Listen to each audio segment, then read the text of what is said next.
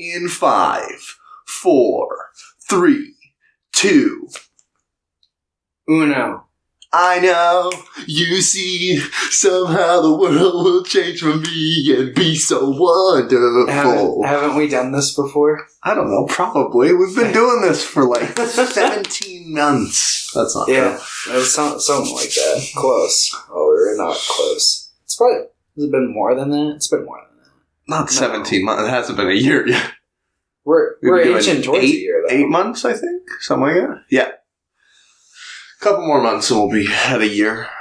I was thinking weeks for some reason. It's been more than 17 like there's like 52 months in a year, yeah. Yeah, well, we do one a week usually, and this is episode 37, so... Yes, okay. We've done it for 38 weeks because we skipped one. Yeah. Well, technically we skipped more than one, we just had some backups at the very beginning. So we've been doing this for like 40 weeks probably. Yeah, something like that. Very epic. I mean, technically, I don't think it changes the amount of weeks we've been doing it. Shut the fuck up. Oh. Yeah. Well, hey, everybody, welcome back to a special episode of Screen Weens, because after today, we're going to be doing some... this might be the last in-person audio pod for a while. For a while, until everything blows over. I know we were both thinking it, but we're like, do we want to meet up? But yeah, we're here. Yep. We're sitting not technically 6 feet away. You could scoot over. I could scoot over. You know what? I will. There we go. There we go. We're sitting 6 feet away from each other. It's going to be great. But next week, audio quality should be fine. Thomas's end might sound a little wow. Yeah, the mic's fine. It's just Discord. I don't know. Yeah. I can't figure it out. It hates me. But... should be fine. Next week, remember, we're going to be doing another director deep dive. We'll talk about that more later on the podcast. But today, we're talking about the 1990 hit, not really a bombed, Abel Ferrara film, King of New York, and the 2009 Duncan Jones hit movie starring Sam Rockwell as... and Kevin Spacey. Yeah. Oh, I forgot he was in this until after I finished the movie and I saw his name in the credits and I was like, oh yeah. You couldn't tell from his voice. I wasn't. Or were you just kind of like, this sounds familiar, but you like couldn't place it. I had noticed like the first time I watched this movie like a year ago. You're like, I love him. Oh no, I'm pretty sure like when I watched it, it was after the whole thing. But before that, I was like, oh yeah, Kevin Spacey's an awesome actor, you know. Fuck, I'm blanking on the name of the movie because I've repressed it. American Beauty. That's like one of my favorite movies. Yeah, I haven't watched American Beauty since everything went down. Yeah. Because I feel like it would just feel way too creepy. Yeah, especially with what happens in the movie. It's like, oh yeah, man. Oh no. Yeah, so that was a nice surprise. And I was like, oh yeah, that's right. It's him. Because I just haven't watched anything with Kevin Spacey in it for a couple years, so it's like he's not like fresh on my mind, so I guess his voice just didn't stand out. I feel it. I feel like I watched an interview with him like somewhat recently or something. I don't know why. I know like every once in a while he'll pop up on like the trending because he'll like post some ominous creepy Facebook video. I'm going to kill you all. Something close to that. I'm Kevin Spacey. Where he's like role playing as his character from House of Cards. Hey guys, I'm creepy. Get it? It's funny. I'm going to be making a comeback. You'll see. But yeah. He's LARPing. Okay, so let's talk a little bit about what we've been doing this week. Obviously, if you follow the podcast, you know I don't have a job currently because of the big shutdown. I'm surprised that anyone has a job. Yeah. I don't know what the fuck's going on. We should be on a lockdown. I agree. So I still have my job. I still have to go to work. We're currently third behind China and Italy for most number of cases, and I feel like we're going to surpass them very quickly. Have you seen New York's numbers? We've surpassed South Korea already? Oh, yeah. Oh, shit. South Korea was, like, fast-growing, but they hit their peak. Yeah. Plus, they're just, like, a smaller nation. It's so surprising that Italy's so high. But, like, New York's numbers, I think they're alone they're at, like, 15,000. And we only have, like, 25,000 in the country. I was thinking, like, Washington had a lot, because we have, like, 2,000. We have, like, more than 10% or something like that. Yeah, we're sandwiched right in between, because I know Lewis County's had some cases. Lewis County, Thurston has had, I think, 1. Lewis has had, like, 4, I think. Yeah. And then, like, Seattle's like, here's everything! Yeah, Seattle's fucked. Just waiting for that earthquake to hit and sink it all into a fault line before it spreads to the rest of the country. I'm just so surprised. I'm like, guys, come on. People are like, but we'll lose money. Especially like government officials, but we're going to lose money. I'm like, I don't give a shit. You need to save these lives. Yeah. I don't fucking care how much money. Maybe some of the fucking billionaires that come from the state can maybe just shave a little off the top of their fortunes and,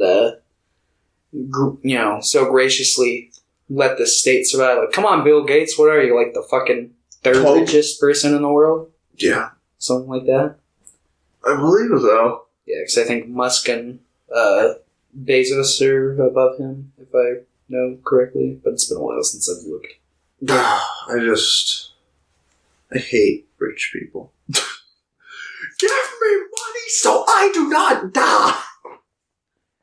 It's not so much that it's like, I think that everybody needs to have like a certain amount of money or anything. I mean, that's nice, especially with like things like UBI becoming more important, and especially like right now, but I'm talking about kind of before all this shit hit the fan. Mm-hmm. It's just like the fact that we don't have certain things that we're not to the standards of the rest of the world with like shit like healthcare, and it's like we so easily could be.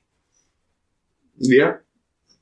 It's like also, it's just pretty dumb that Americans are a lot of Americans are just really fucking selfish. Yeah. They're like, I don't care about no virus. I don't want to lose my freedom. I'm like, shut the fuck up. You're killing people. Yeah. That's you.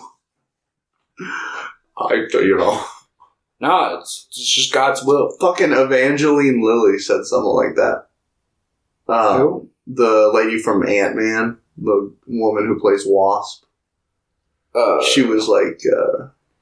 her name's Evangeline Lilly. And she said that, like, it's God's will. No. She's like, I'm not gonna stop living my life. It takes away my freedom, pretty much. Okay. What's scary is she lives with her father, who has, like, stage 4 cancer. Oh. So if she gets it, she just kills her dad. Well, I mean, she's just living her life. Yeah, fuck people. Celebrities are going crazy. Did you see the Imagine video? No. Oh my god. Gal Gadot, who I don't like in the first place, made a video with a bunch of celebs where they all sung like a verse or a line from Imagine by John Lennon, like one line at a time. It's the cringiest fucking shit you'll ever see. Do they sing the actual lyrics, or do they try to give it some, like, cheesy modernization? I mean, it's pretty, like, it makes sense for the time, but, like, Imagine is such a, like, stupid song in the first place. I kind of like Imagine. It's just of, like, the idea that it was made by, like, a super fucking rich guy. Like, by the time it was made, John Lennon was, like, so fucking rich. Have you seen, like, apparently Elton John, after that song was made, he wrote John Lennon a letter that it was just new lyrics. It was like, imagine 6 apartments. It's not hard to do. And it was just making fun of him and calling him, like, really rich. I'm like, perfect. I always liked the, like, more kind of, like, atheistic aspects of the song. Mm-hmm. I get it. Like, it's just so funny that, like, the ideals in it, like, he didn't really hold at all. And then, like, the same, like, a bunch of celebrities come out to sing it, and it's the same exact thing. Oh, but yeah, I've been sitting here at home, watching a lot of movies, playing a lot of games. I've been playing more Call of Duty Warzone, which is the new Call of Duty Battle Royale, which is pretty good. Yeah, I downloaded it, but I haven't played it I'm a fan. And then I've been getting back into Apex. And then I played a little bit of Jak and Daxter 1 yesterday. Good game. It's a good game. Terrible fucking controls. I hate... There's a lot of, like, PS2 era games that have the problem of... camera. Yeah, with the X-axis inverted. Like, it's a pretty big... I hate having the Y-axis inverted. Mm. So, like, you'll look up, but you'll look down. Like, you'll press up, you'll look down. Yeah. But some PS2, like, era platformers, you press left on the right joystick to, like, look left, and you look right. It's so fucking stupid. Yeah, no, I played it, like, a few months ago. I didn't play the whole thing. I beat, like, the first section of it. But, yeah, I only played, like, for 20 minutes and then got back on it fast. Yeah, but, yeah, it's kind of annoying, especially when it's, like, such a platform-heavy game and you're having to battle the camera. It's like, oh, I remember why I didn't play video games when I was a kid. Because it was shit. Well, it wasn't shit. It was coming into itself. But yeah, like if you played video games in that era, you would have been fine because it would have felt like, okay, this is just how it is. But now that like controls are getting better, yeah, it's just like going back. It's like, ugh. If games were like they are now, when I was a kid, I probably would have been more like susceptible to it. But I feel it. Yeah, I had such a hard time. Plus, I never like thought about like coding logic behind games, so I just always thought it was like anything can fucking happen. I don't know, it's just fucking random or shit like that, so I was quick to give up. But yeah, I have since gotten a bit better at gaming. This week, I've been playing Breath of the Wild. Oh, how are you enjoying it? I haven't played it. I have played it for like 10 minutes, but that's about it. It's fun. I'm going to be honest, it's a little, in terms of like the story so far, it's a little vanilla, but I'm enjoying it. Like, it's a fun little game. I'm hoping the story will kind of like... It's interesting because there's a lot of people that think like Legend of Zelda is like some masterclass of storytelling in video game stuff. It's not. No, most stories in Legend of Zelda are not very good. Yeah, I think it's got like a charm to it. Like, it kind of reminds me of like the Ghibli charm, where it's like, yeah, like there's definitely a charm there, and it's likable, but I don't think it's like necessarily like a lot of deepest fucking thing in the like world. there are a few Ghibli films that I think like are the exceptions to those, but on a grander scale, I agree. Oh. So what else have you been up to? Yeah, so I've been doing that. I read a little bit of The Silent Voice, like a little less than halfway. It's pretty good.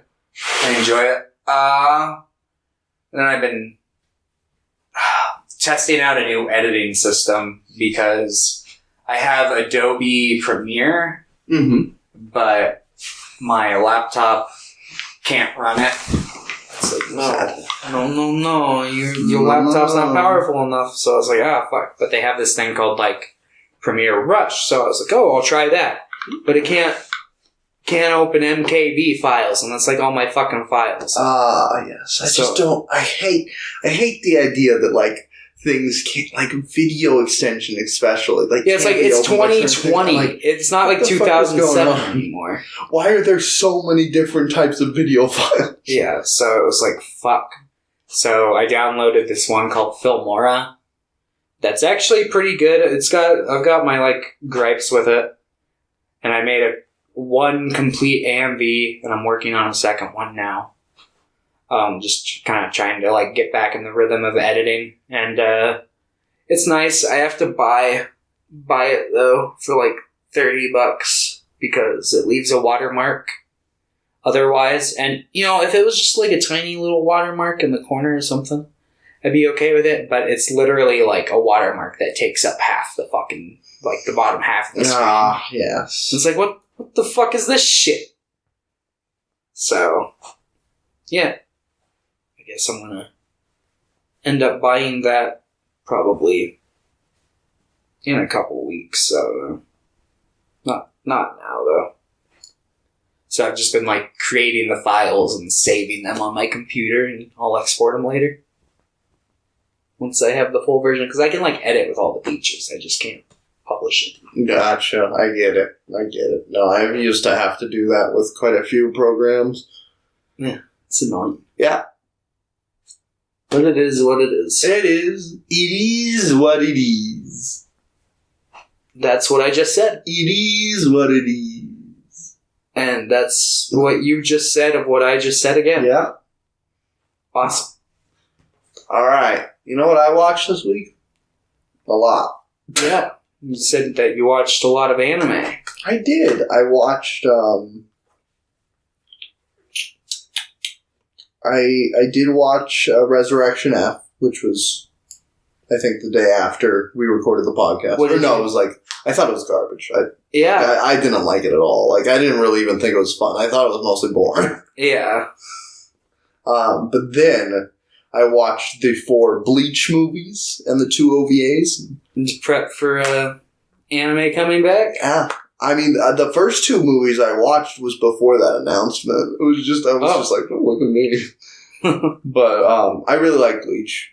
Yeah. I really liked the movies. At least I thought 3 of the 4 were like really good. The first one it was okay. And then the first OVA was all right, but it covers one of the like really early arcs in the show, and the show does it much better.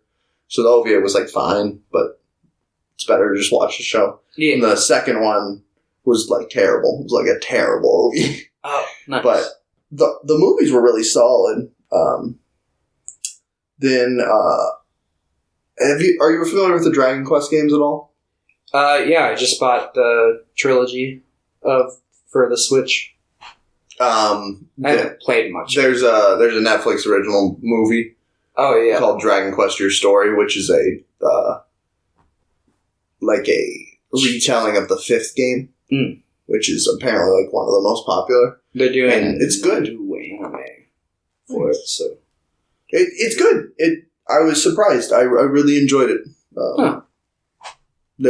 There's like a thing that happens later on in the movie, like really late, that like I think you would either like or like hate. Oh, okay. But it made me like the movie like substantially more. Huh. And then we've been doing a thing where we're like, it was me and a bunch of people, like 4 other people, and we all picked a movie. And then each night we would like spin a wheel and like choose one of those movies to watch. Yeah. So one of them was Twitches 2, the sequel to the hit Disney Channel original movie that we watched a while ago, and it was bad. Just a surprise. Oh. But then we watched the Fist of the North Star movie, 1986. Oh, nice. Also bad. Yeah, I haven't seen the movie. I've seen a little bit of the show. I feel like I'd enjoy the show. I just think the pacing of that movie's fucking awful. The pacing of the show might turn you off because it's older than the movie is, and yeah. Well, I might enjoy it. I just mean they shove way too fucking much into the movie. Ah, okay, I see. Like, it's way too, like, you can't sit in, like, your emotions at all, or you can't, so I didn't give a shit about any character, or any, I'm just like, I don't fucking care. And all the deaths just came one after the other, like, no matter what, so I'm just like, this isn't fun. Yeah. Like, they had cool, like, death animations, but if that just keeps happening over and over again, it's just like, I'm just looking at colors on a screen now. Yeah. And then we watched, Along with the Gods, The Two Worlds, which I've watched before. I watched with Tina Taya, and that's about, it's a South Korean movie about, like, the afterlife, where these guardian spirits have to, like, take this guy who died and take him through like the different levels of hell and argue for his life. Like it's like a weird action movie fused with like a courtroom drama about hell. It's very bizarre, but I really like it. And then we watched Pierre picked Sword Art Online the movie. And have you seen Sword Art Online?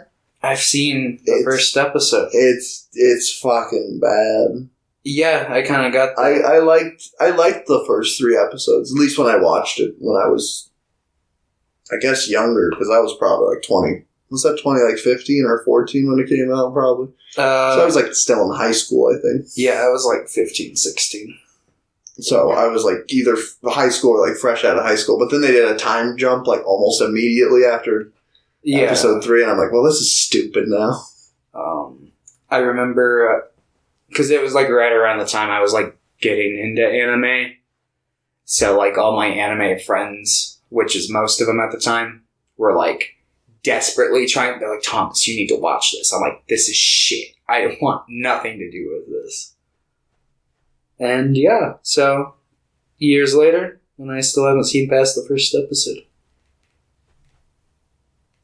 Woo. Yeah, I wouldn't recommend it. The movie's fucking awful as well. I figured. Anything with that brand name on it, I will also steer clear of. I've heard that the Gun Gale Online, which I think is the second season, is like surprisingly pretty good. I'm not going to watch it. I've heard the opposite, but I've heard mixed things about every season. So, there was some good animation during the fight scenes, though. A lot of money went into the movie, very obviously. But yeah. And then I watched Song of the Sea, which is like a animated movie. I think I've heard of it. Yeah, I'm sure if you've seen like I think it's like. What is it? The fucking, what's it called? Fucking The Secret of Kells. You've heard of that one. It's like the same director, same animation style. Yeah, that was okay. I enjoyed it. The story was kind of and then, have you seen Wreck? No. The like, it's like a found footage, like zombie apocalypse movie. Mm-mm. It's good. Oh! No, I haven't seen it. I've seen Quarantine, though. Is that any good? I didn't like Quarantine, but I kind of want to watch it now. You know, I want to watch. I might have watched the first Wreck, but it would have been so good. long like ago. It's like decent for most of it. The last 5 minutes is so fucking good. Yeah, I've seen some of like the sequences from the movie for sure because YMS is like showing them on his channel. Yeah. But I'm excited to. I've heard that the second one is also pretty good, and then 3 and 4 are just fucking awful. Yeah, but I'll probably watch them all. Yeah, you gotta watch the Quarantine movies. I probably will. Yeah, it's the American remake. So ooh. And then I watched The Platform. Just came out on Netflix. It was going to go to South by Southwest, the festival, but that got shut down. So it's out. Really? Yeah. It's a surprise. Just breaking news. But that's on Netflix, and that's really good. It beats you over the head with its metaphors pretty hard, but it's good. It's a good movie. And that was like mostly what I watched. I watched a couple other things, but those are like the highlights. You know, just me being a fucking weeb. Yeah. I started watching Beastars last night, which is like the new Netflix anime. I've been kind of looking at that one. I watched the first episode because I've been recommended it by 5 different people. I've heard it's like really good. I fucking hated the first episode. Did you? I thought it was so bad, so I'm hoping that I enjoy it more. Like I'm just like the good old 3-episode rule. Yeah, but I'm just like, these characters are so fucking badly written. And like the 3D animation of it, like I think it looks fine in stills and stuff, but I just don't think they can do motion very well in it. I don't know what it is, but that's just like, I've noticed that a lot of like the Netflix original animes have that, which like I like other 3D animated stuff on Netflix, so it's weird that this is the first one I'm really taking issue with. Yeah, well, we'll see. Hopefully, I get into it because I don't want to go into hate somebody. Yeah, I just tend to do that a lot. But yeah. Oh, all right. Well, that's what we watched. It's pretty epic, I know. Fuck. Tom's about to fall asleep. Maybe. Let's do some questions. Okay. See what we got. I also watched the Inuyasha movie, the first one, because there's 4. Have you seen the series? I haven't seen it all, but I watched it like as a kid, and I had like a bunch of the manga as a kid. That was like the only manga I really had. Do you have like the actual manga or like the anime manga? Because I know that was like the series that had like the really popular anime manga prints. I think I had the actual manga. Okay. I got it from like a thrift store. I didn't have like in sequence. I had like the second chapter and like the 15th and like the 16th. Okay. It was all over the place. So my knowledge from the manga was like, I'm like, okay, he's fighting a frog now. And then the next chapter would be like, where'd the frog go? Yeah. All right, question 1 from Pierre de Pollo.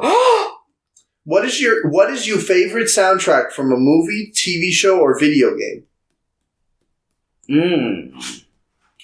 One of the first ones that comes to mind is I like Suspiria 2018, the Tom York soundtrack. Oh, It's yeah. fucking phenomenal. Yes, it was. Call Me By Your Name's got a great soundtrack. I agree. Let's see.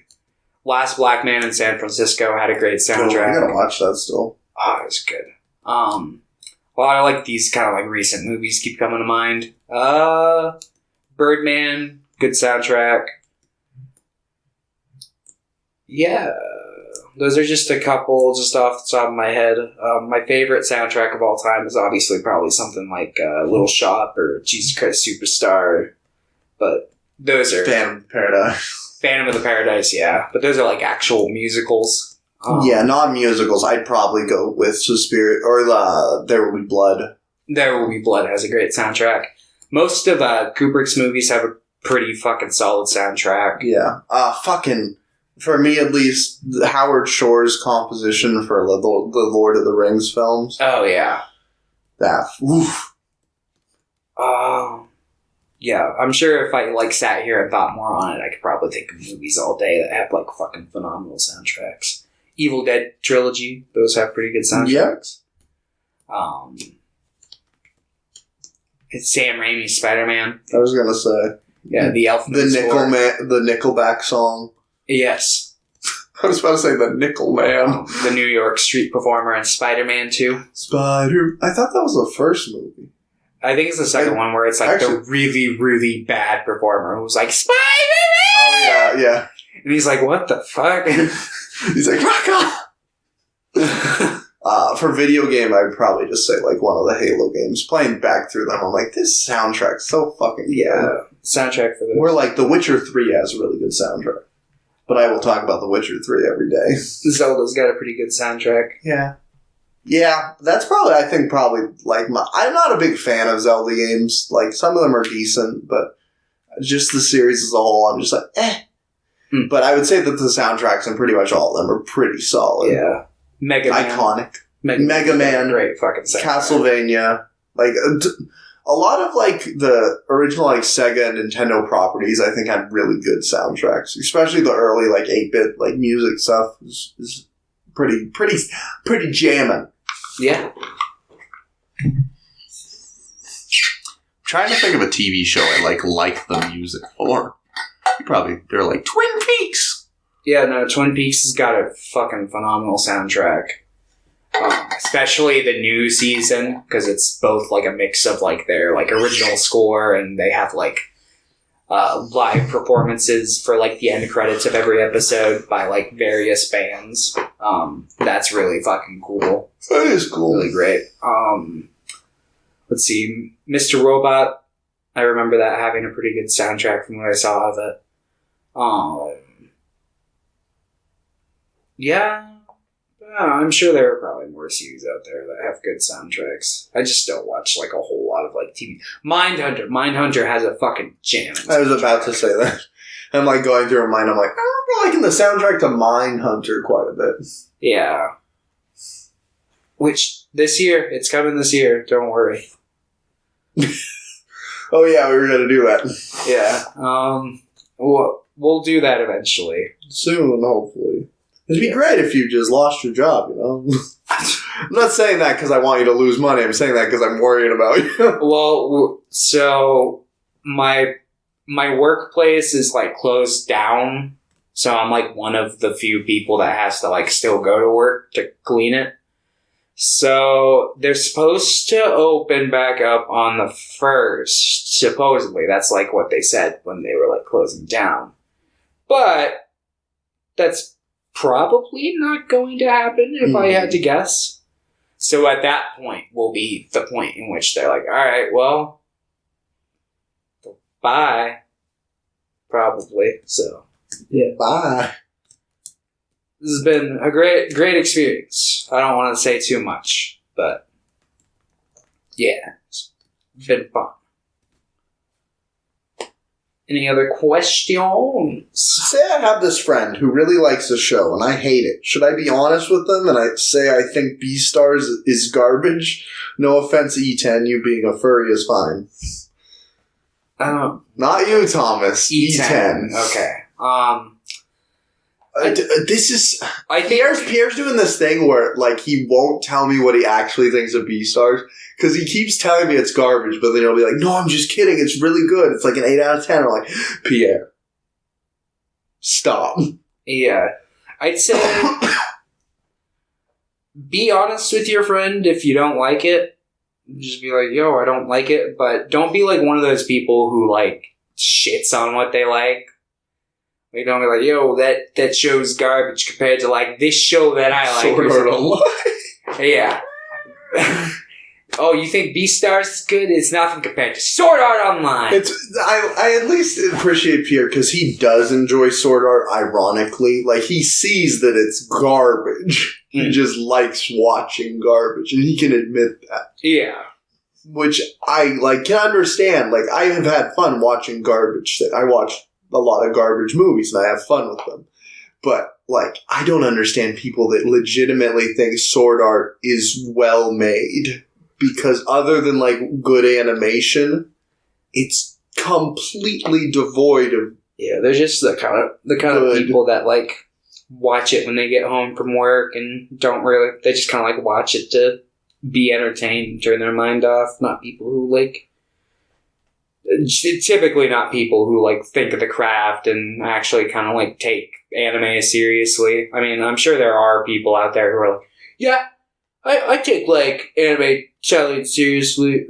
Anime telling. Like, anime storytelling seriously, and I'm a fan of the show. I think it holds up its worth, but, I mean, I'm sure if you were to, like, put it under the fucking scalpel, you would find a bunch of, just kind of things that break, the fundamentals of what makes a good anime. Not saying that necessarily something has to follow those, but yeah. I think it'd be good guidelines. Yeah, no, I agree. Like that author and adaptation said or whatever. I can't remember the guy's name.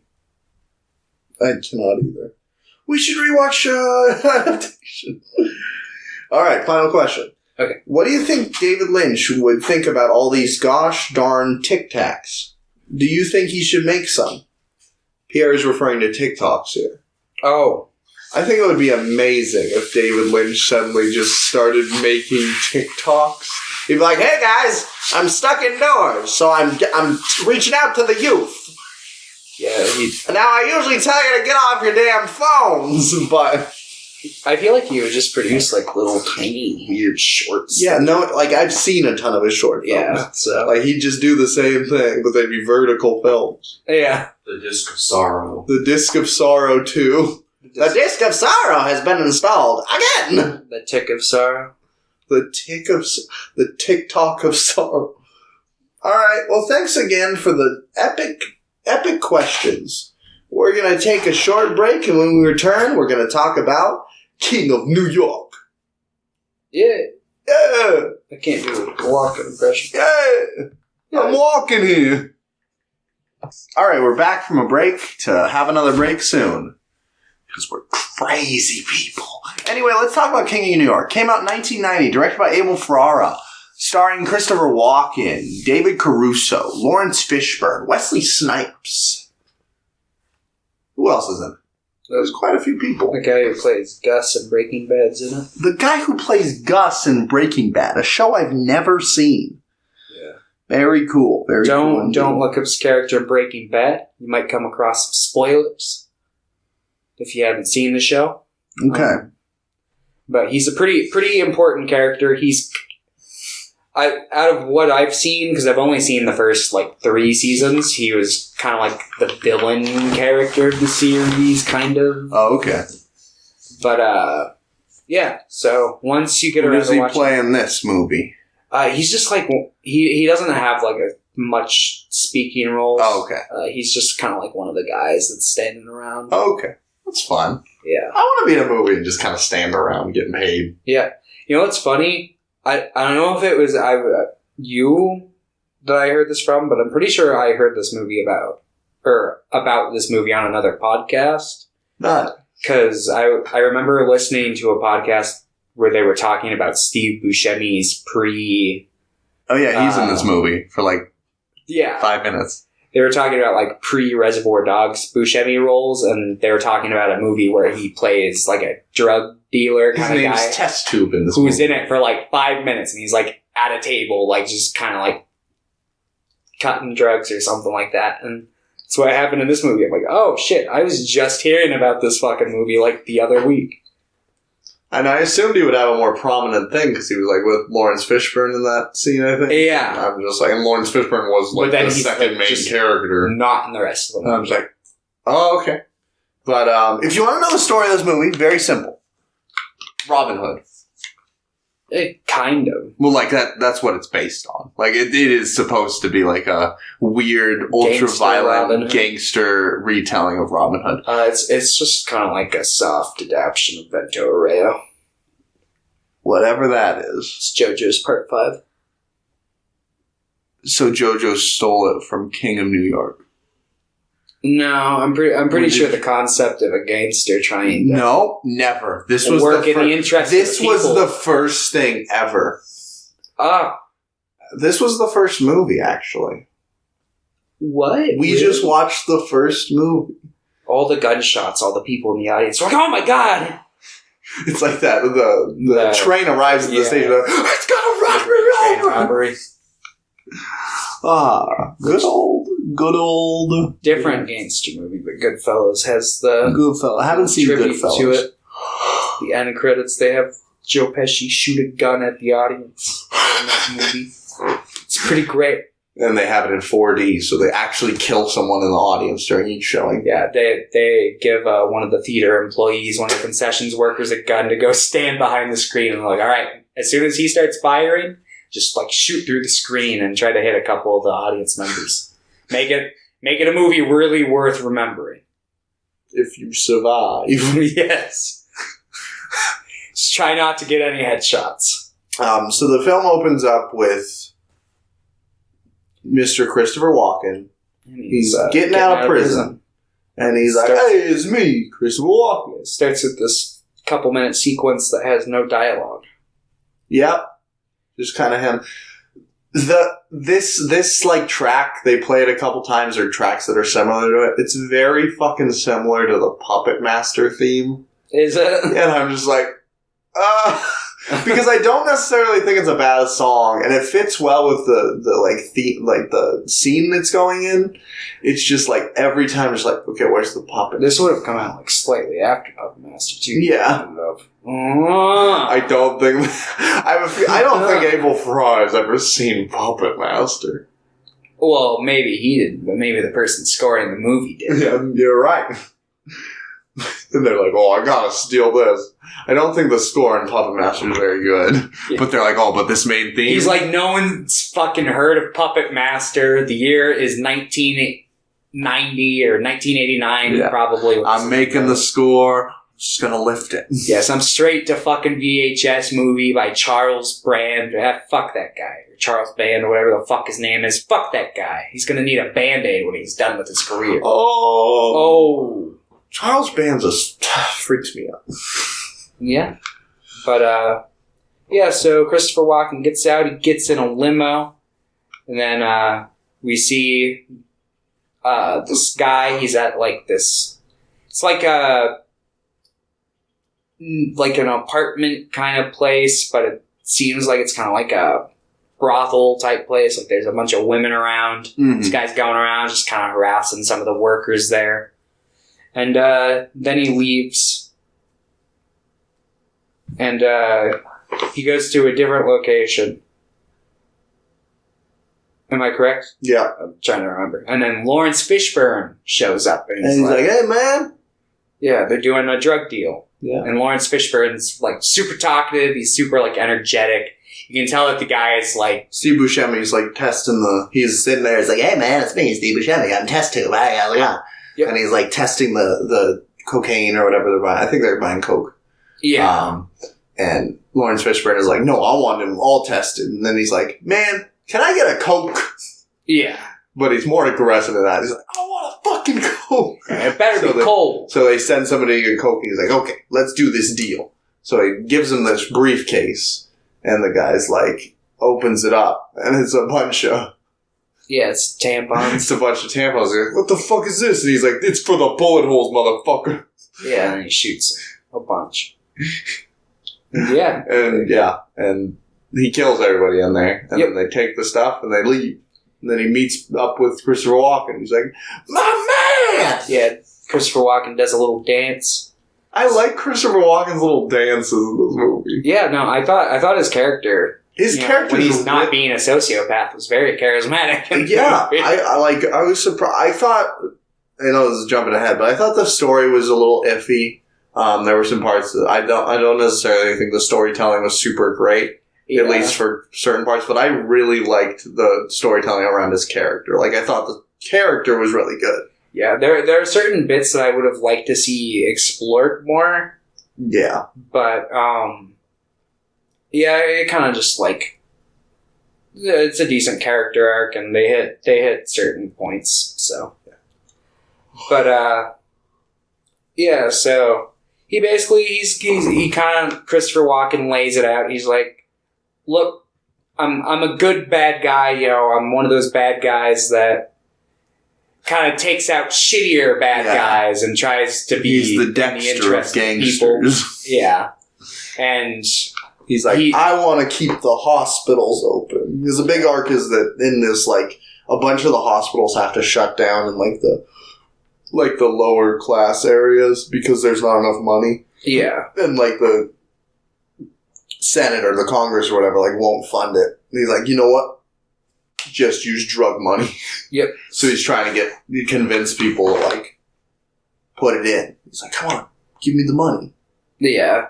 So... in this scene, he expresses that prison kind of pardoned him a bit. Like, he doesn't feel remorse or anything like that. At least not for his enemies. And he also kind of questions Lawrence Fishburne at the end of the scene after they've been all nice. He's like, hey, man, why don't you come to see me? And then Lawrence Fishburne, after a quick pause, is like, you know, man, no one wanted to see you behind bars, you know? Like, didn't want to see you in a cage. Of course. And then I'm pretty sure Christopher Walken takes a shower, and there's he doesn't look at the camera, but he comes so incredibly close to looking at the camera that I thought he was going to start doing like the Ferris Bueller bit. I thought, me too. I'm like, is this going to be like a fourth wall break? Where it's like, you know... we have a test in history today. You know, in prison, it changed me. I learned a lot. Yeah. How to know who's a scumbag. Yeah. But he didn't. He just showered. And then... I gotta go get Cameron and ruin his dad's Ferrari. Yeah. But he meets up with this guy. His name's like Johnny or some shit. And he's like got connections. And he's kind of working for Frank, which is Christopher Walken's character, Frank White. Yeah. And he's like, I need to talk to Fat Tony. I don't know. What was the first guy's name? Albert. Al. It was like something like Al. Al Bundy. Al Bundy. What the fuck was his name? Hold on. What the fuck? It was fucking...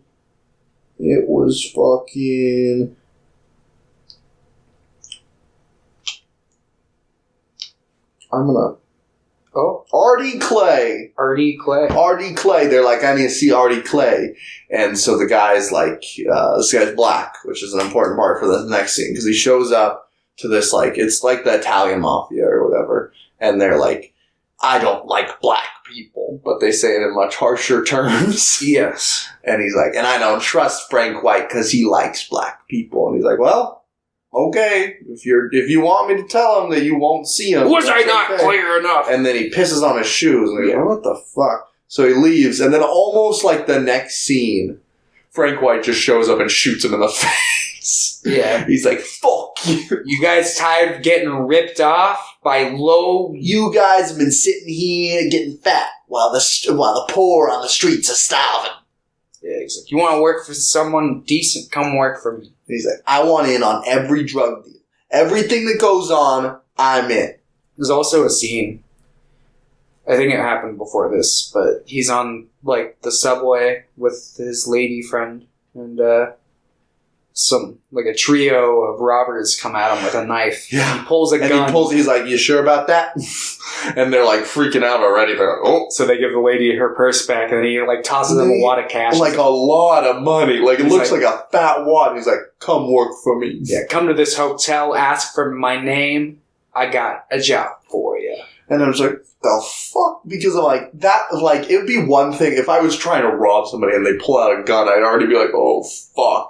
I feel like I'd be, substantially more scared if they then handed me a wad of cash. Because I'd just be like, oh, God, who the fuck am I messing with? You keep the money.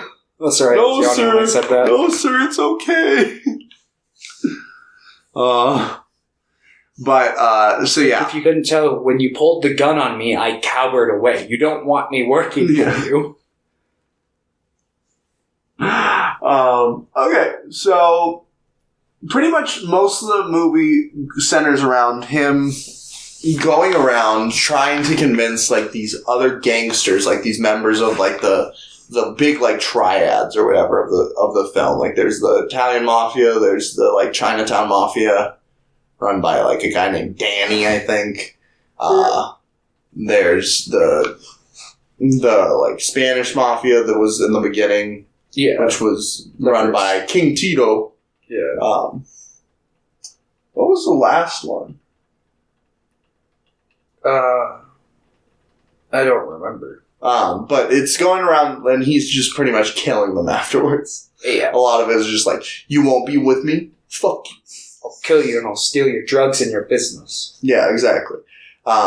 Meanwhile, apparently one of the members from the original accident, the one with King Tito, they survived.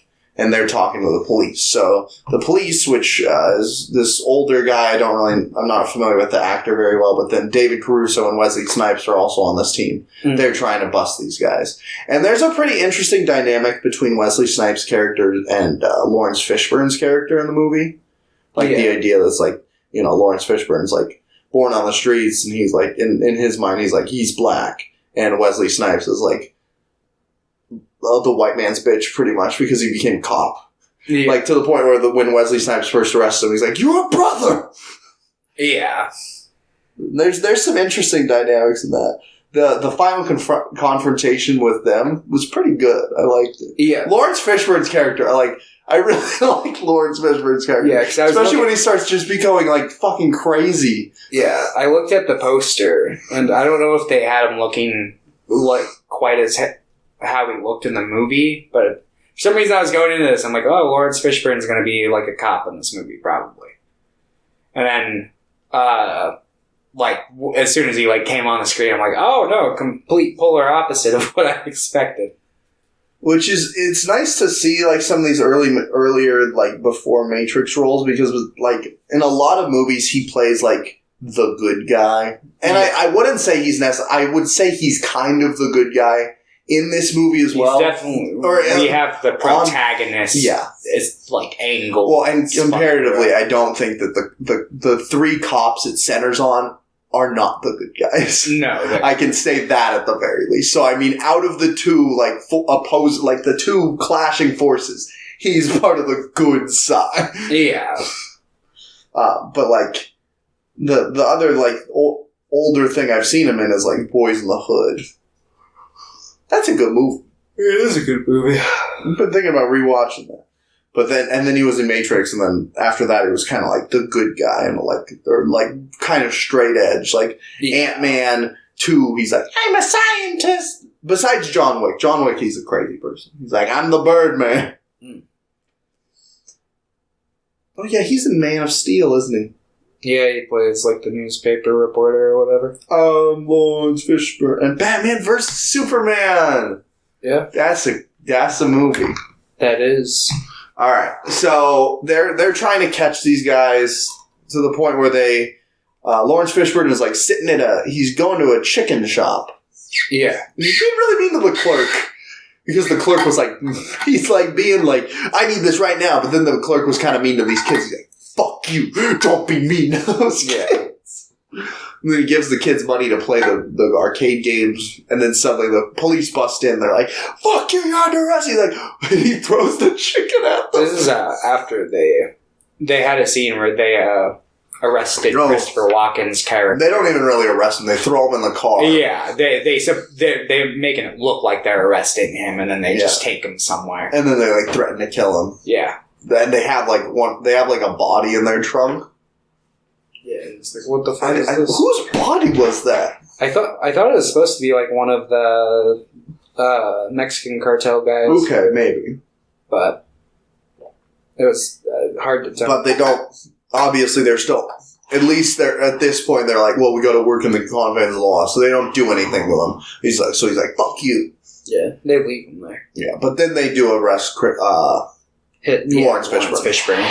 Okay, take another break. We'll be back, and then we'll keep on finishing this, and then talk about Moon. Yes. Okay, so they kidnapped Lawrence Fishburne. Well, they arrest Lawrence Fishburne. He goes to prison. He's being charged with murder because they have a witness. Yes. But they bail him out anyway. They're like, $1 million? Yeah. So he gets bailed out. And he gets bailed out. And then the thing proceeds. And pretty much the rest of the movie is just them meeting up with... peak point where it turns into a giant fucking chase for the rest of the movie. Yeah, almost. Pretty much. It's like they go meet up with a gangster. It doesn't go well. They kill him. They take his stuff anyway.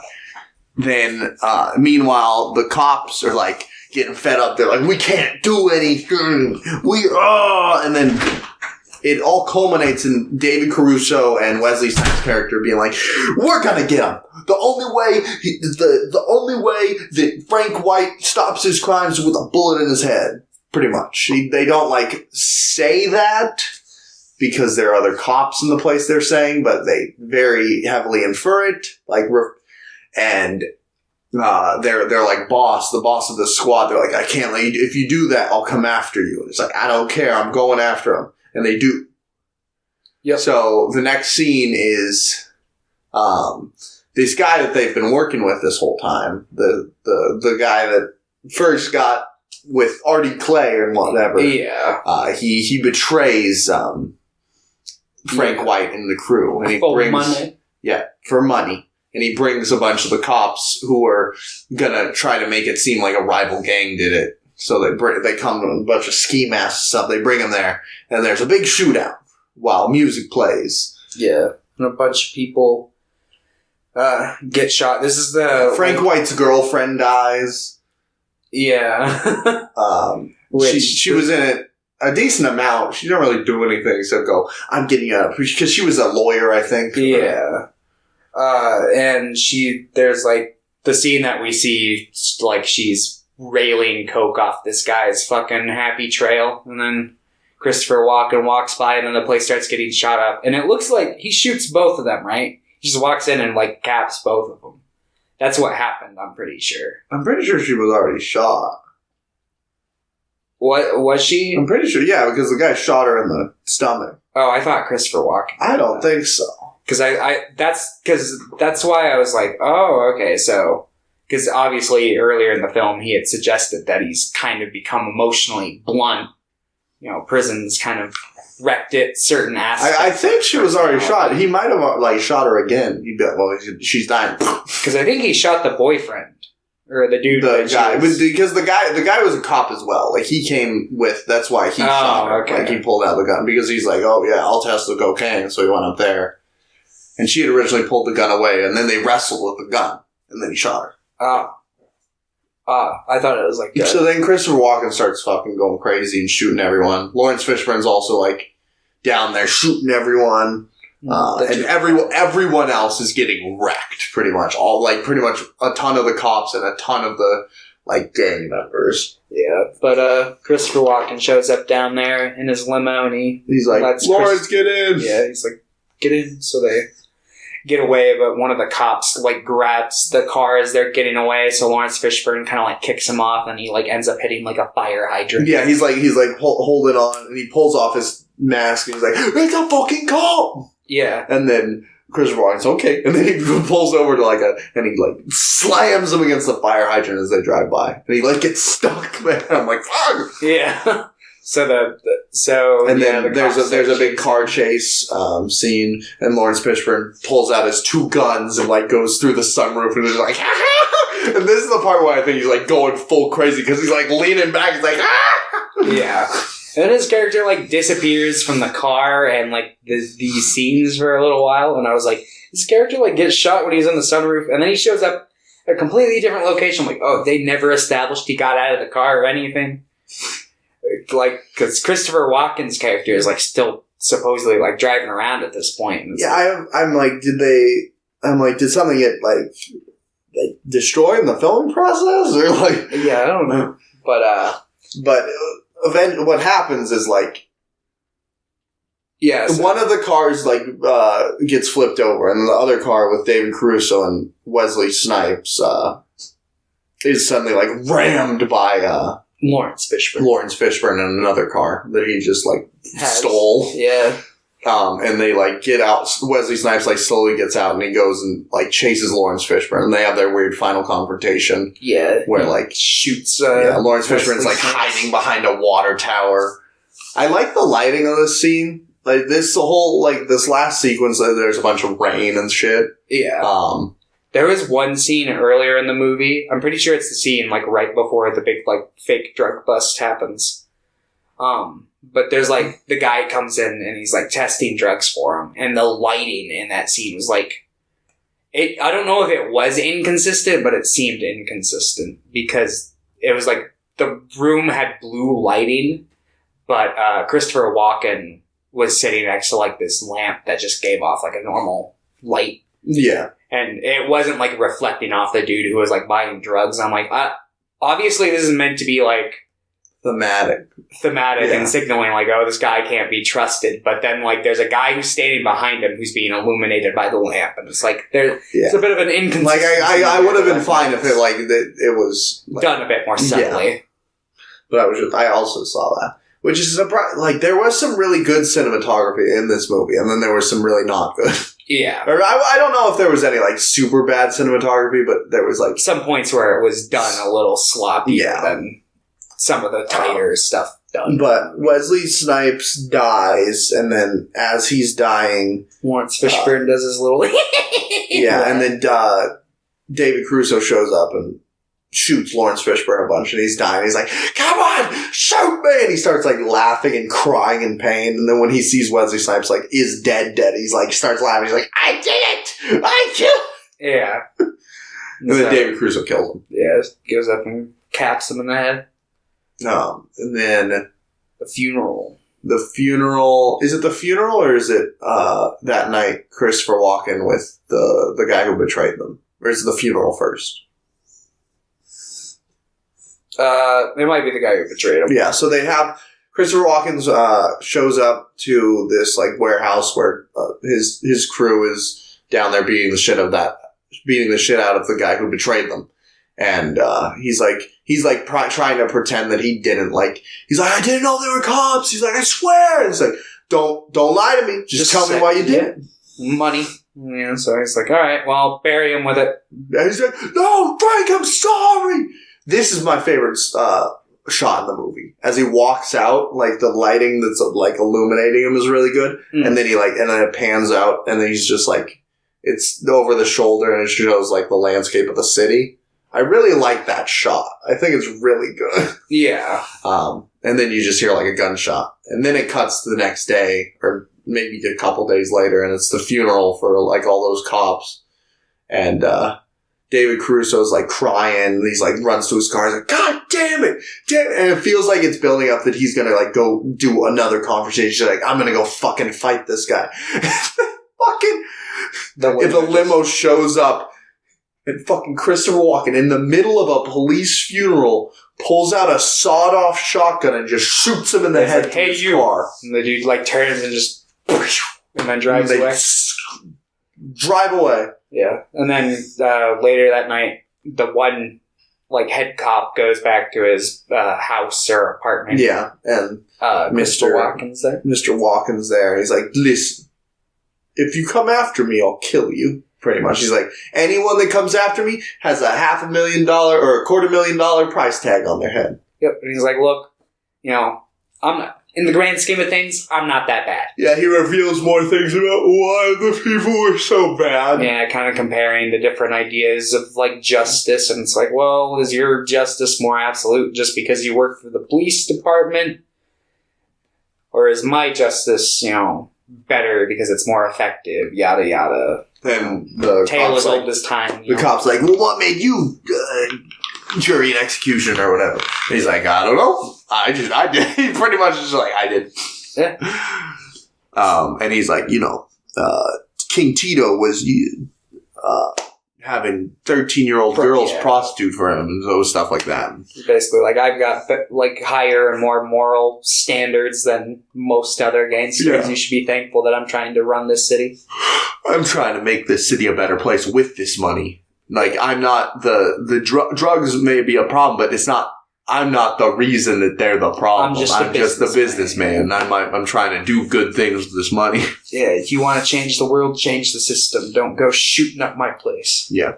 But he like handcuffs him to a chair and then he like leaves, but the guy immediately pulls out like another gun he had in his cabinet and shoots and then like chases after Walken. And they have a confrontation on the subway. I thought the scene was really funny. Because it's just like this big dramatic build-up and you're like... I don't know if you're technically supposed to be rooting for the cop. I really wasn't. But, he just gets wrecked. Because Christopher Walken, like, pulls a hostage. And he's like, I don't want to shoot this lady, but you're going to make me fuck this lady. I'll fuck her up if I have to. I'll blow her the fuck away. And he's like, dude, you should have just taken it. I left you there. I wasn't going to do shit to you, but you had to come and you had to, poke at my fucking cage. And he shoots him like 4 times. Yeah, he's like, come on, man, it's just between me and you. And he's like, yeah, it will be. And he just fucking pulls it out and just quickly shoots him a bunch of times. And he just and then the guy does get one shot off, and I'm like, well, he probably shot Walken. Like, that's probably what they're doing. And they do reveal that he was shot. Like, right. So he like runs out. Taxi. He gets in a taxi, and then like 9 police cars show up. Yeah. And the taxi driver like runs out like, ah! And yeah, he just dies. Yeah, he's like ready for his confrontation. He's like holding this bloody wound, and he just kind of like dies. And then credits. And then credits. Yeah. I thought this was a decent little movie. Yeah. I liked it. I thought it was well made for the most part. There were just scenes that were kind of weird, and I thought the pacing was kind of wonky. Yeah. And some of the storytelling, like, I don't think they dive deep enough into, like, the relationships with the other gangs and stuff before just, like, I kill him. They could have definitely. I also don't think they made the head cop, like, an interesting character in the slightest. No, not. Like, David Caruso and Wesley Snipes were at least, like, interesting in their dynamic and stuff. But yeah, they had something. Plus, there were, like, parallels, like, you can draw between, like, Wesley Snipes and Lawrence Fishburne, and even, like, David Caruso and Christopher Walken. So this head cop, I'm just like, what is he supposed to be? He just kind of felt like an extension on David Caruso's character. Yeah. I was just like, yeah. Which I would be fine with if it was like, this is like the two sides of the coin, and Christopher Walken is also like is part of it. Like they're all in this like a kind of triangle of different. But they just don't go into that at all. Yeah. It just feels like a piece of it feels like this could be a great movie. It's just missing like some weird big chunks. Yeah, it chooses to focus on some things that kind of drain what could have been more interesting character arcs in different parts of the movie. But overall, I'd say it was enjoyable. I liked it. I did too. I gave it a 6. That's mine too. So that means the average is a 7, right? That's exactly correct. Woo! Average is a 6 out of 10. Ooh, let's talk about Moon, starring Sam Rockwell, directed by Duncan Jones, and also starring Kevin the Spacey. Yes. As Gertie. Gertie, yes. Good fucking movie. Yeah, no, I'm a fan. I was like, kind of like the first like 25 minutes, I was like, this is pretty decent. And then they started getting into the dynamics of like what makes this movie special. I'm like, oh shit. Yeah, because it's not like a super like out there concept or super original, but it's just kind of like the exploration of the situation and how they handle it is pretty interesting. Mm-hmm. So Sam Rockwell plays Sam Bell. Yeah. Mm-hmm. Who has been on this ship on the moon almost for 3 years. Yeah, just about 3 years. And what this world is, it takes place in like 2035. Yeah. And basically, humanity has found a new way of harvesting more efficient energy from like the moon energy. Yeah, it's like helium-3 or something like that. So they just have one guy up there to make sure like all the machines are operational and everything's like working all right in case some things need like minor adjusting. So they have Sam Bell up there. He's got a 3-year contract and then he's going back to Earth. But he's getting a bit of cabin fever, He's only got Gertie up there to talk to, and he starts hallucinating, and he starts seeing things that aren't there. He's like burning his hand on like shit, and he's just kind of a wreck. And then he needs to go out and check on one of the moon harvesters. So he goes out and he checks on it, but since he's kind of in an unhealthy state of mind, he's kind of spaces out and winds up crashing into the moon harvester. So we cut to Sam waking up in the infirmary, and he's got no recollection of the accident. He just woke up, and he's adjusting. He's going to be needing some bed rest. So he's just chilling for a little bit. But he kind of starts getting antsy, and he wants to go check out the moon harvester. And he's been made aware that, corporate, it's not corporate, it's like the fucking Federation or something. I can't remember what they call it. But essentially, the people running the shit. Lunar Industries or something? Yeah. Lunar something. So Lunar's going to be sending a couple,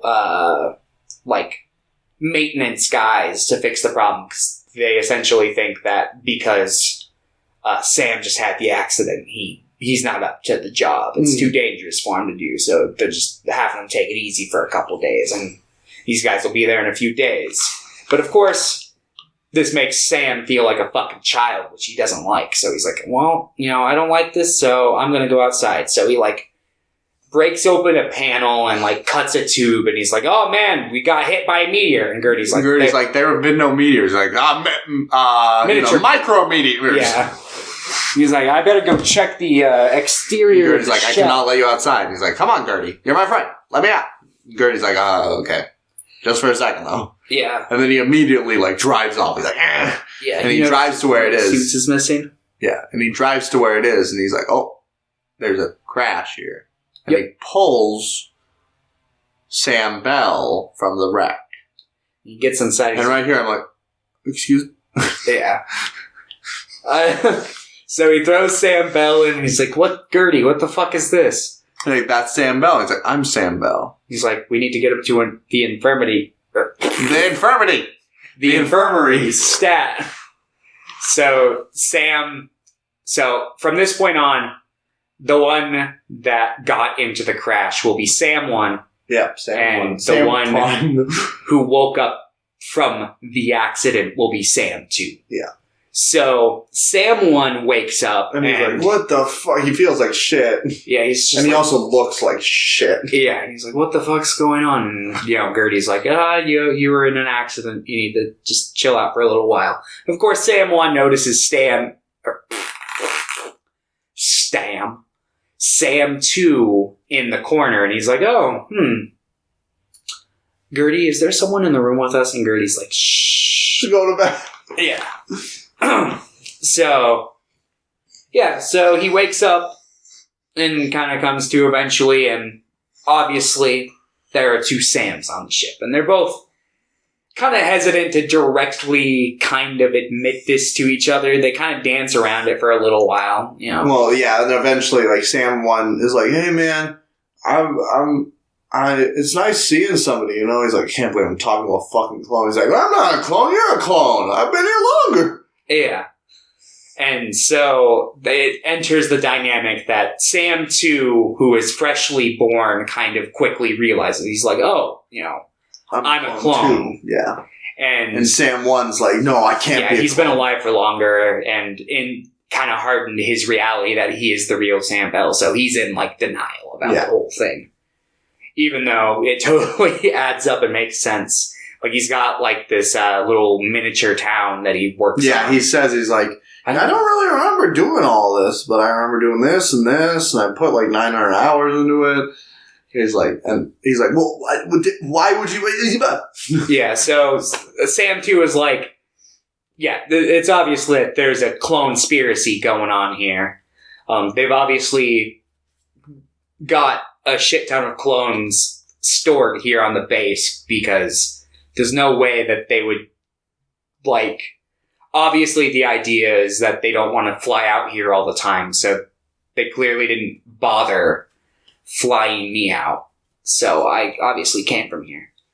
And Sam 1's like, that's fucking, your tinfoil is showing, chill out, dude. And so Sam 2 gets really fucking mad and breaks his model kit and beats up Sam 1. But Sam 1 is, like, deteriorating at this point because he's been a clone and he's starting to get to the expiration date. Yeah, they figure out that, like, all this, like, 3 Blade years Runner thing. rules. They're essentially Blade Runners. That's precisely what they are. This, like, their half-life is pretty much 3 years. Like, that's all they can last for. Yep. So, like, this idea that they go back, they like, do their job, and then after 3 years, they're like, okay, get in the pod, and we'll send you home. And then it just incinerates them. Yep. And so, yeah, they, like... yeah, so Gertie, like, admits to Sam 1. He's like, yeah, you're a clone. You're both clones. And he's like, why are you telling me this? And He's like, you're my friend. Gertie's like, well, basically, my prime directive Is to protect you. Yeah, to protect you and act in your interests. So, yeah. I'm telling you what's up. And it's my goal to help you. So... basically, they, like, go out and they look and they find that there are, like, these signal interference antennas. Yeah. And then Sam 1, like, gets sick and goes back and, like, fucking dies a little bit. And, like, vomits blood into the toilet. And then this is where he finds he finds this, like, secret room that they've been like, oh, it's a secret room, we gotta find it. Yep. And he finds, like, the security tape. The incineration room. At this point, Gertie gives them the password. And then they go, why'd you do it, Gertie? Why'd you do that? Yeah. And they find this incineration room. And then they find this, like, ladder down below. Yeah. And when Sam 2 gets back, they go down, they see, like, dozens, if not hundreds, of, like, rows of clones. Start the orgy. I was like, open them all. I was thinking, I'm like, are they going to open them all and have a clone uprising? That would be awesome. But like, they kill the 3 people they're supposed to be coming, and then they take the ship back to Earth, and they're like, fight! That would have been a different route, but I would have enjoyed that. So it's just like 100 Sam Rockwells fighting people. That would be awesome. I'd watch that. So basically, Sam 1 then goes out and, like, goes past the, like, antenna bounds of where the signal jammer is, and he calls Eve, who is his daughter, who is now... Oh, yeah. He calls his wife. He tries to call his wife. Yeah, but his And daughter... then his daughter answers, like, hey, can I talk to my wife? She's like, oh, she's dead. He's like, who is this? And she's like, is that you, Eve? Is that you, honey? Sweetie? And I'd be like, what the fuck? Like, what happened to mommy? On the other side, she's probably just like, what the She's like, Dad, there's someone calling about Mom. So then he hears the original Sam. He's like, what now? And it's kind of clear that, obviously, this went on behind his back. He doesn't know about this. I mean, he might know, like, the idea that he was used for a clone, but he doesn't really know that, like, the lengths or anything. Yeah. So he's just like, So Sam 1 hangs up, and basically Sam 2 has this, like, plan. He's like, all right, we're going to awaken a third clone. We're going to stick him out in the, like, little car that you crashed into the harvester with, so that when the guys come to clean you up, it's him out there and not you. We'll fly you to Earth, that way you can be with, Eve, and I'll stay here and live out the rest of my term. And basically, Sam 1's like, yeah. He's like, okay, right at first. But then he's like, I'm about to die. Yeah, he's like, I'm as good as dead. You go live out the rest of your days. He's like, it was a good plan, you just chose the wrong thing. Yeah. So they switch off. They go, and Sam carries Sam 1 out into the... And then he dies, pretty much. Or at least you think he dies. He wakes up a little bit later. So Sam 2 goes back, and he sets everything up, and then he has to wipe Gertie's memories. Yeah, he has to, because they'll access Gertie's database, so Gertie volunteers. He's like, yeah, no, erase my memories, Sam. Whatever it takes to protect you. And then, before Sam takes off, he installs one more command into the system, which has one of the harvesters autopilot into the signal jammers, so that the next Sam that goes there will be able to, like, actually have live feed with the modern world and know what's going on. So Sam 2 takes off, goes to Earth, and then, like, in the credits, it's revealed that, like, he revealed himself, and he exposed it, and, like, the stock for the company, like, plummeted, and they're like, fuck this company! Yeah, but I like, 'cause they have, like, a media guy who's, like, basically, like, he's like, well, he's either an illegal alien, or he's just a dumb clone, but regardless, we shouldn't take this guy seriously. And it's like, oh yeah, that's a pretty good sum up of how politics in America work. Yeah. No, this movie was a lot sadder than I thought it would be. Yeah, it's really sad. Yeah, no. Sam Rockwell in this movie is fucking amazing. Yeah, he really does a good job. And it's like, and he does a really, really good job of differentiating the two different versions of and it always feels like he is acting with another person. Like it never feels like he's acting to an empty room. Yeah. Oh, I watched this movie, What Happened on Monday. I don't know if you've ever heard of that film. It was a Netflix movie that came out, and it was about these. It's in like the future where it's like, oh yeah, you can only have one child. But there was these groups of septuplets or whatever, the seven I read kids. a book that had the same concept in middle school. Was it the Shadow Children or whatever? I don't remember. I just remember it's like... Was it you could only have two kids and there was a third kid living in the attic? Yeah, and he has like a little mirror that he like looks out from the like staircase and shit. And then there's another kid in the opposite house. Yeah. And then they die at the end. Yeah. I don't know if I ever finished it, but... They like, or at least his neighbor, they like go to like a protest. They're like, we're alive, we're here. And they all just get gunned down. Yeah, I do remember that. Fuck. I was thinking about that watching that movie, and I'm like, I remember liking that book a lot, and I'm like, I wonder like if they've done anything with that. Apparently there were like 7 books in the series. Oh, what? Really? Huh. Even though the main character dies? I don't think the main character dies. Just the neighbor. Okay. I think he's like, no, I can't do it. I can't go. He's like, well, he was too scared, and then he's like, well, good thing I didn't go. Yeah. But that movie I watched, What Happened on Monday, she was playing these 7 different characters, and it never felt like she was like. It never felt like there were 7 people there. It felt like she was acting to an empty room, and they were digitally inserted in. Mm. But with Moon and with like adaptation, it feels like they're like both characters are there and they're interacting with each other. One of the big things in making that a realistic effect is always the eye lines. The eye lines can fucking make or break movies like this. Yeah. And movies where you're just talking like things that aren't there typically. Like even things like Avengers movies or Garfield, A Tale of Two Kitties. You need some sort of reference point. You need some kind of stand-in, like person or object. Puppet, something. That's why, like episode 1, Jar Jar Binks, you had the actor with like the fucking weird on hat. the best. Yeah, he was there, and then he had the Jar Jar head on top of him. He's like, okay, you got to be looking up here. Don't be looking at me. You're looking up here. Yeah. That's why I do think, like, the interaction for Jar Jar, like, even though the movie's like 21 years old, it does feel like they're at least interacting with something tangible. Yeah, for the most part. There's a couple points in the movie where it's a little off. Well, that's why I said for a 21-year-old movie, yeah. With, like, that was one of the first, like, fully, like, digital characters. Yeah. You know, so I can forgive that because they're like, I don't really know how to do this. Yeah.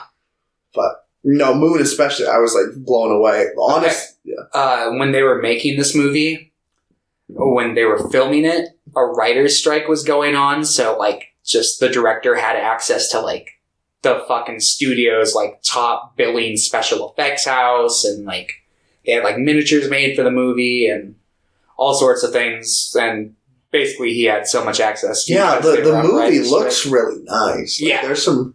And it does, I was like, how big was the budget on this? Like, especially, I was really surprised at how much I liked the like, rover look. I think I read it was, like, $8 million or something like that. Like, for being so low budget, it looks phenomenal. Yeah. But, yeah, the rover, I really like the look of the rover and the feel of it as it drives. Mm. It feels like a real rover. Yeah, no, I really like this movie. Yeah. I think it's a... I love this movie. Literally the only real, like, downside I saw of the film was not necessarily that Kevin Spacey was in the movie, but that, like, they made Gertie kind of have, like, a creepy or menacing voice. Yeah. Like, because it's like, it's they like... set it up like he's gonna be like a... And I don't mind them setting it up kind of like that, but it's like, it's kind of over the top. To the point where I'm like, I bet he's not actually bad because they're doing this. Yeah. Like, it would have been, like, even just having a robot companion, I would have been like, I don't trust him. Yeah. Yeah. That was like my main issue. There were some issues I had like in the beginning, but then I'm like, oh, these were answered. Like when I was first watching the movie, I'm like, there's no way there would only be one person stationed up here. Like that doesn't make any sense. I'm like, oh, he's a clone. Okay. Like a lot of the ideas, I was like, I had a lot. That's why I was saying that when I was first watching it, I was like enjoying it, but I had so many problems with the movie. Mm-hmm. And I'm like, oh, never mind. He's a clone. Yeah. That literally answers all of my questions. Comes full circle. But. Yeah, no, I really fucking dug this movie.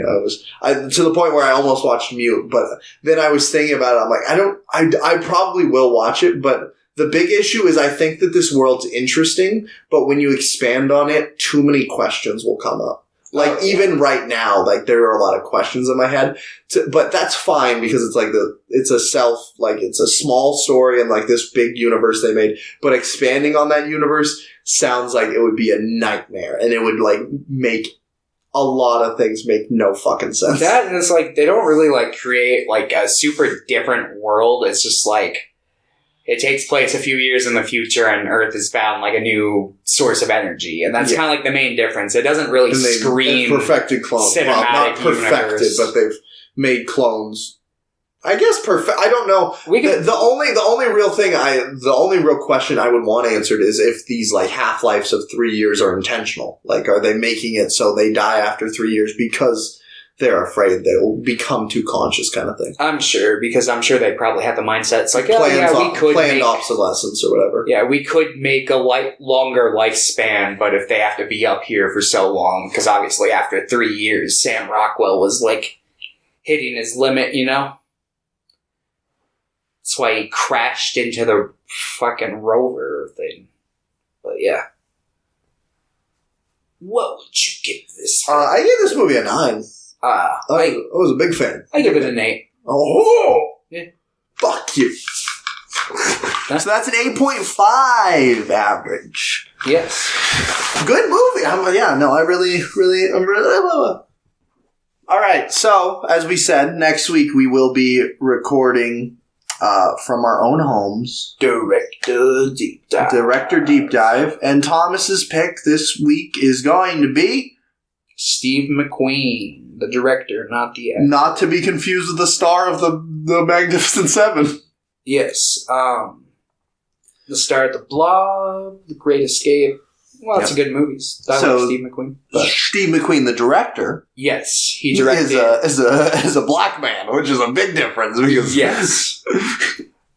He directed Shame, Hunger, 12 Years a Slave, and Widows. Yep.